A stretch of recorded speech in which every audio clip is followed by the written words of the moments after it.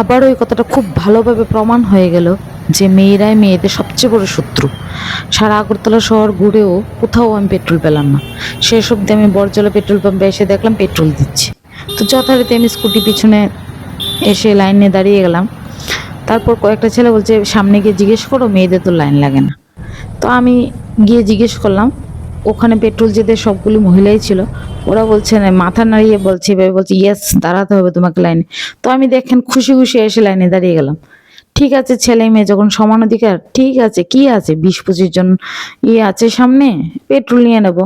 আমার কোনো রিগ্রেট নেই, আমি যে দাঁড়াচ্ছি হ্যাপি হ্যাপি। দেখুন আমি সুন্দরভাবে পেট্রোল নিচ্ছি।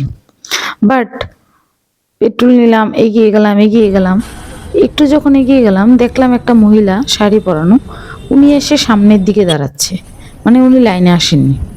ঠিক আছে, শেষ অব্দি ভিডিওটা দেখুন, আপনারাও দেখবেন। তো দেখুন এই যে আমার সামনের জনকে পেট্রোল দিয়ে দিচ্ছে, তখন আমি খুব হ্যাপি ছিলাম, ইস আমার এসে গেছে আমার নাম্বার। বাট যখন দেখলাম এই যে মহিলাটা দাঁড়িয়ে রয়েছে, ওকে নাকি বিউসির মহিলাগুলি বলেছে এখানে দাঁড়াতে, ওকে নাকি দেবে, ওকে লাইন ধরতে হবে না। তখন আমি জিজ্ঞেস করলাম আপনারা যে আমাকে বললেন লাইন ধরতে, আর একটা বিউসির মহিলা বলছে আমি তো জানি না, ও বলছে আমি তো জানি না। এগুলি কি ঠিক বলুন? আপনি একটা মহিলা হয়ে আরেকটা মহিলাকে হেল্প করছেন, বাট আমাকে করেননি। কি আর বলবো, মহিলাদের বড় শত্রু। এইভাবে দিনের পর দিন একটা মহিলা হয়ে আরেকটা মহিলার সর্বনাশ আমরা করেই যাচ্ছি। এগুলো কি কখনো বন্ধ হবে না? কখনো আমরা মহিলাকে মহিলা হয়ে সম্মান করব না?